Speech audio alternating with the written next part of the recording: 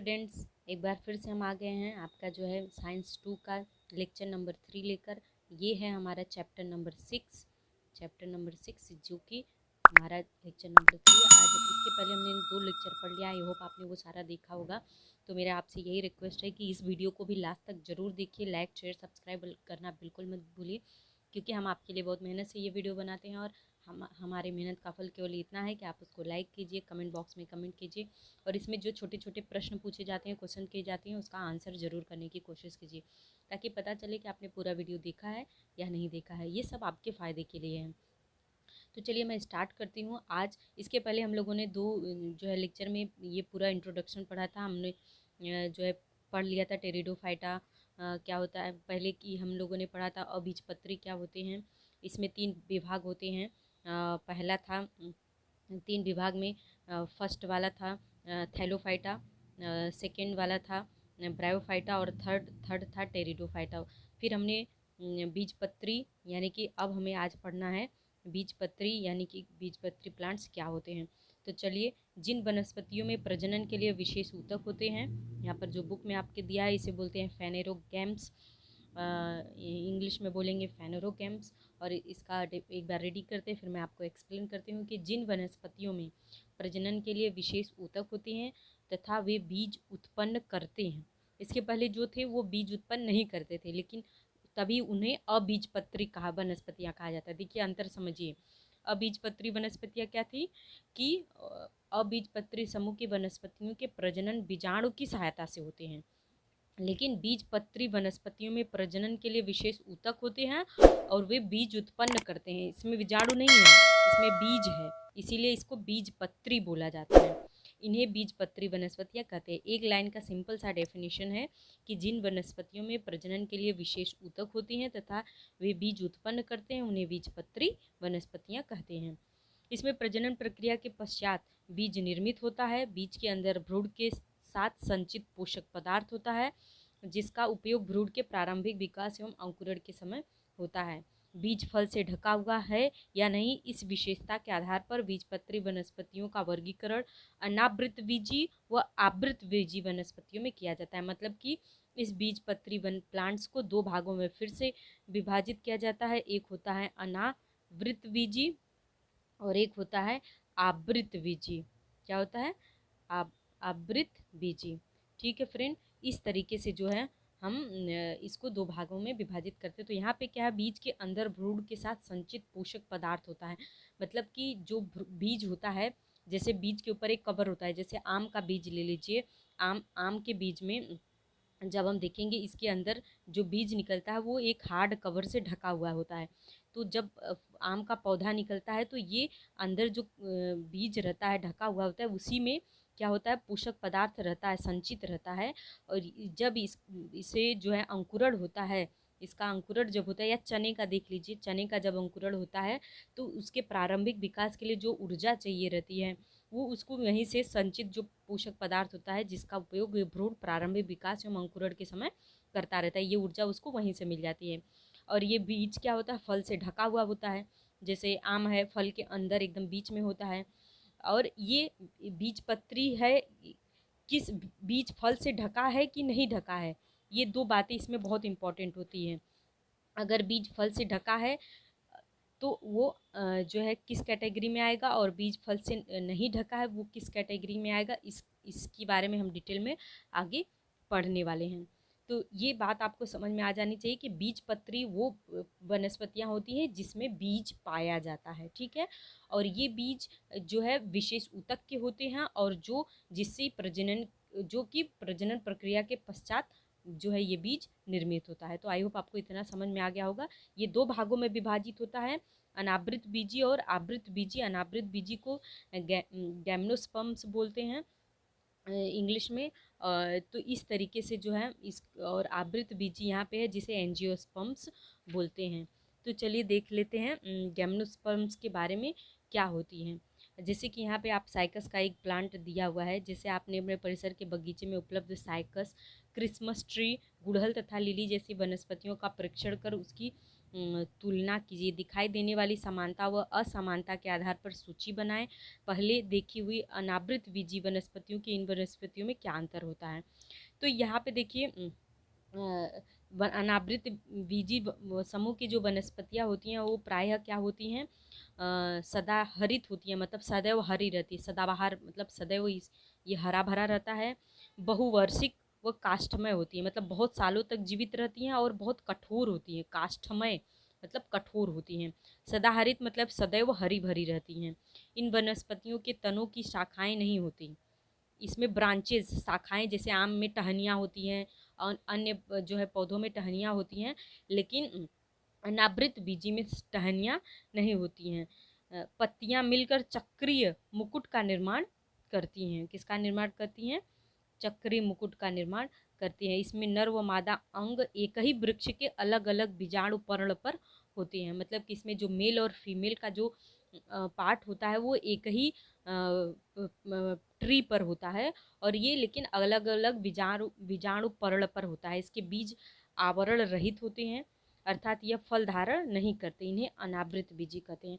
देखो, अनावृत बीजी मतलब खुला हुआ बीज, गैमनोस मतलब ओपन, और स्पर्म मतलब बीज। गैमनोस्पर्म मतलब खुला हुआ बीज, ओपन बीज। अनावृत और आवृत मतलब क्लोज बीज, जो बीज बंद हो, खुला हुआ न हो, जिसे एंजियोस्पर्म कहते हैं। तो ये मेन डिफरेंस है। इसका एग्जाम्पल है जैसे साइकस, पीसिया यानी कि क्रिसमस ट्री, यूजा जिसे मोरपंखी बोलते हैं, पाइनस जिसे देवदार बोलते हैं। ये सारे इसके अनावृत बीजी के एग्जाम्पल हो गए। ठीक है, तो इस तरीके से आवृत बीजी और अनावृत बीजी में तो इसमें से क्वेश्चन पूछे जाते हैं कि कुछ उदाहरण दे दिया जाएगा और आपको बोला जाएगा कि इसमें से आवृत बीजी और अनावृत बीजी को अलग कीजिए। जैसे कि मैं आपको प्रश्न पूछती हूँ कि मोर पंखी, देवदार, साइकस और एंथ्रोसिरोस, इसमें से अनावृत और आवृत बीजी को अलग अलग कीजिए। ठीक है, जैसे बांस, केला, प्याज और सेम, इसको इसमें जो अलग है, सबसे असंगत है, इसको पहचानिए। तो कुछ इस तरीके से प्रश्न आपको पूछे जा सकते हैं। मैंने भी जो बोला है प्रश्न, इसका आंसर आप कमेंट बॉक्स में लिखकर मुझे बताइए। तो आगे बढ़ते हैं, चलिए आते हैं जो है विभाग 2, जिसे आवृत बीजी वनस्पतियाँ। ये विभाग 2 किसके अंदर आता है? ये विभाग बीजपत्री के अंतर्गत आता है। बीजपत्री 2 भागों में विभाजित है, अनावृत बीजी और आवृत बीजी। अनावृत बीजी के बारे में हमने पढ़ा, गेम्नोस्पर्म के बारे में। अब हम पढ़ेंगे एंजियोस्पर्म यानी कि आवृत बीजी के बारे में। तो देखिए, मक्का, सेम की फली, मूंगफली, इमली का बीज, गेहूं तथा आम की गुठली इत्यादि बीजों को 8 से 10 घंटे पानी में भिगो कर रखें। भिगोने के पश्चात प्रत्येक बीज के 2 समान भाग होते हैं, क्या यह देखें व उनका वर्गीकरण करें। तो उसमें क्या देखिए, आप मूंगफली को भिगो कर देखेंगे तो वो फूक जाता है, और कुछ दिन और रखते हैं तो उसमें क्या होता है, उसकी छिलके अलग हो जाते हैं। ठीक है, तो यहाँ पे इन वनस्पतियों में आने वाले फूल ही इनके प्रजनन के अंग होते हैं। देखिए सबसे ध्यान से, इसमें फूल आते हैं और ये फूल ही इनके प्रजनन के अंग होते हैं। फूलों का रूपांतरण फलों में होता है, व फलों के अंदर बीज की निर्मित होती है। इन बीजों पर आवरण होता है, इसीलिए इसे एंजियोज मतलब कवर मतलब आवरण और स्पर्म मतलब बीज कहते हैं। देखिए समझ में आ रही है बात? यहाँ पे एंजियो मतलब आवरण या कवर होता है, और स्पर्म मतलब बीज होता है। तो यानी कि इस देखिए, अगर दोनों में अंतर पूछा जाए तो आपको समझ में आ जाना चाहिए कि अनावृत जो बीजी होते हैं, ये जो सॉरी आवृत बीजी जो होते हैं, इसमें फूल जो है प्रजनन के मेन अंग होते हैं, मेन पार्ट होता है। और फूलों का रूपांतरण फलों में होता है, और फल के अंदर बीज होते हैं। इन बीजों के ऊपर एक कवर, एक लेयर, एक आवरण होता है, और जिसे इन वनस्पतियों के बीजों को 2 भागों में विभाजित किया जा सकता है। जैसे आप चना को भिगा देते हैं, मूंगफली को भिगा देते हैं, कुछ चीज़ें ऐसी होती है जिसको भिगा कर देखेंगे तो उसको आसानी से 2 भागों में तोड़ा जा सकता है। तो इन बीजों को आसानी से 2 भागों में विभाजित हो जाते हैं। इन्हें द्विबीजपत्री वनस्पति कहते हैं। समझ में आया? जो आवृत बीजी होते हैं उसे द्विबीजपत्री कहते हैं, और परंतु जिन बीजों के 2 भाग नहीं होते उन्हें एक बीजपत्री। जैसे मक्के का 2 भाग नहीं होता है। अगर मक्का आप देखिए, मेज जिसे बोलते हैं, उसको देखिए तो जो है उसमें 2 भाग नहीं होते। ज्वार, बाजरा इसको भिगाएंगे तो उसमें 2 भाग नहीं होते, गेहूं में 2 भाग नहीं होता है, लेकिन चना मटर दाल को भिगाएंगे तो उसमें 2 भाग हो जाते हैं। ठीक है, तो इसलिए जिसमें 2 भाग होते हैं उसे द्विबीजपत्री, और जिसमें 1 भाग होते हैं उसे एक बीजपत्री बोलते हैं। तो देखिए, इसे आवृत बीजी वनस्पतियों को फिर से 2 भागों में विभाजित कर दिया गया, एक बीजपत्री और द्विबीजपत्री। ठीक है फ्रेंड, तो ये जो है मेन अंतर आपको फिर से दिखाई देगा। यानी कि हमने बीज पत्री को 2 भागों में पढ़ा, अनाबीज पत्री और आवृत बीजी। अनावृत बीजी और जो आवृत बीजी होता है, एंजियोस्पर्म होता है, वो फिर से 2 भागों में विभाजित हो गया, एक बीज पत्री और द्विबीज पत्री। ठीक है, तो आई होप आपको इतना समझ में आ गया। फिर से एक बार देख लीजिए कि क्या अंतर है इसमें। यहाँ पर देखिए, पहले हम अनावृत बीजी के बारे में बोल देते हैं कि ये ढका हुआ बीज, जिसमें खुला बीज होता है, वो आवृत बीजी होता है, अनावृत बीजी होता है। ये सदाहरित, बहुवर्षीय तथा काष्ठीय होते हैं। ठीक है फ्रेंड, तीसरा पॉइंट इसमें देख ले, वनस्पतियों की तनों की शाखाएं नहीं होती हैं, और इसमें चक्रीय पत्तियां मिलकर चक्रीय मुकुट का निर्माण करती है। जैसे नारियल देख लीजिए, नारियल में पत्तियां कैसे चक्रीय मुकुट का निर्माण करती है, और नारियल के पेड़ में कोई आपको शाखा या ब्रांच दिखाई नहीं देता है। इन वनस्पतियों की तनों की शाखाएं नहीं होती तथा पत्तियां मिलकर चक्रीय मुकुट बनाते। साइकस इसका सबसे बेस्ट जो है एग्जाम्पल है। अगर हम नारियल को लेते हैं तो नारियल आता है एक बीजपत्री में, यानी कि नारियल अनावृत बीजी नहीं है, आवृत बीजी में नारियल आता है। तो यहाँ पे उसके बाद अनावृत बीजी वनस्पतियाँ बीज पर प्राकृतिक आच्छादन होता है, अर्थात इनके बीज आवरण रहित होते हैं, ये फल धारण नहीं करते, इसमें फल नहीं लगता है। जबकि आवृत बीजी क्या होते हैं, ये इन वनस्पतियों के सभी अंग होते हैं। फूल इनके प्रजनन के अंग होते हैं, फूलों का रूपांतरण फलों में होता है। ठीक है, फूल क्या होते हैं, फल में बदलते हैं, फूल का रूपांतरण फल में होता है। फल के अंदर जो है बीज होता है, और बीज जो है निर्मित होती है, और बीजों पर फलों का आवरण होता है, एक लेयर होता है।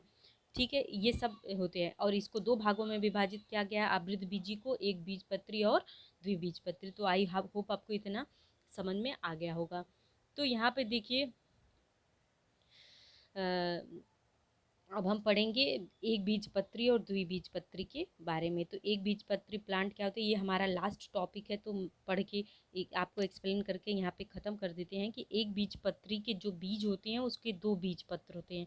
मतलब कि प्रत्येक बीज में 2 बीजपत्र होते हैं, 2 भाग होते हैं। और एक बीजपत्र वनस्पतियाँ जो होती है उसमें एक ही बीजपत्र होता है, इसमें 2 बीजपत्र होता है, इसमें एक ही बीजपत्र होता है। उसके बाद इसकी जो जड़ होती है वो मूसला जड़ होती है, और किसकी, द्विबीजपत्री की जड़ मूसला जड़ होती है, जबकि एक बीजपत्री की जो जड़ें होती हैं वो रेतेदार या तंतुमय होती हैं।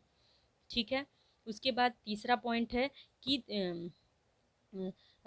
मजबूत सख्त तना, जैसे कि उदाहरण का पेड़, मतलब कि इन वनस्पतियों का द्विबीजपत्री वनस्पतियों के मजबूत तथा बहुत ही कठोर इसके तना होते हैं, इसके जो स्टीम होती है, इसकी तना जो होती है, जैसे बरगद का पेड़ देखिए, इसकी तना बहुत ही मजबूत होता है। जबकि एक बीजपत्री का जो है तना खोखला आभासी होता है, जैसे कि बांस, प्याज, केला, ये सब होते हैं, ऐसे तने होते हैं। आपने केले का पेड़ देखा हो ना, कैसा होता है, बांस दिखा होगा, अंदर से खोखला होता है, ये होते हैं एक बीजपत्री। उसके बाद पत्तियाँ जो होती हैं द्विबीजपत्री की, जालीदार सिरा विन्यास की होती हैं, जालीदार सिरा विन्यास दिखाई देता है।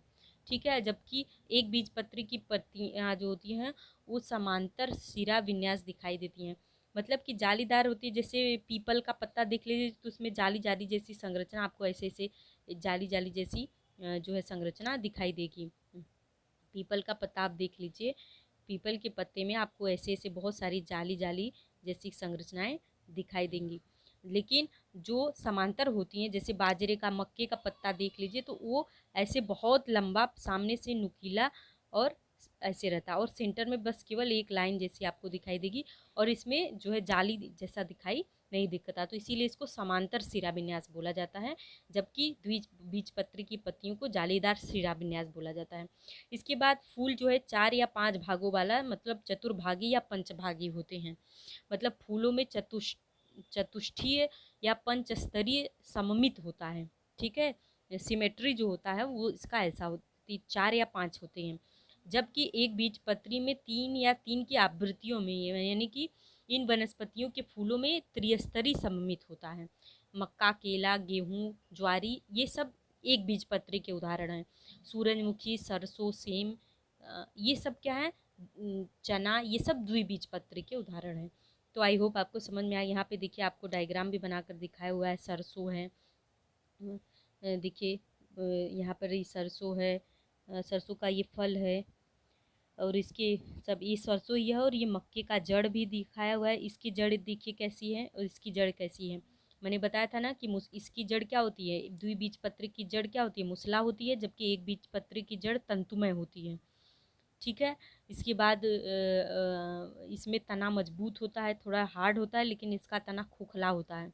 हाँ, इसकी पत्तियाँ देखिए कैसी जालीदार, इसमें बहुत सारे जालीदार दिखाई देती हैं, जबकि इसकी पत्तियाँ लंबी इस तरीके से होती हैं, मतलब कि समांतर विन्यास की, सिरा विन्यास की होती हैं। तो आई होप आपको इतना समझ में आ गया होगा।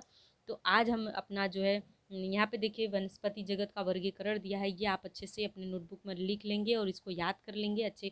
इससे क्वेश्चन पूछे जाते हैं, या फिर ऐसा ग्राफ बनाकर इसमें कुछ नेम, ये नेम, वो नेम, कुछ नेम मिसिंग कर देगा और बोलेगा इसको कंप्लीट कीजिए, ऐसे प्रश्न पूछे जाते हैं। तो इसके लिए आप प्रिपेयर लीजिए। आपने पूरा वीडियो देखा, इसके लिए बहुत बहुत धन्यवाद। नेक्स्ट वीडियो में आपको मैं पूरा ये स्वाध्याय जो है कंप्लीट करके आपका उसका वीडियो बनाकर आपको जो है दिखाऊंगी, तो आप उसको पूरा देखिएगा। Thank you friends.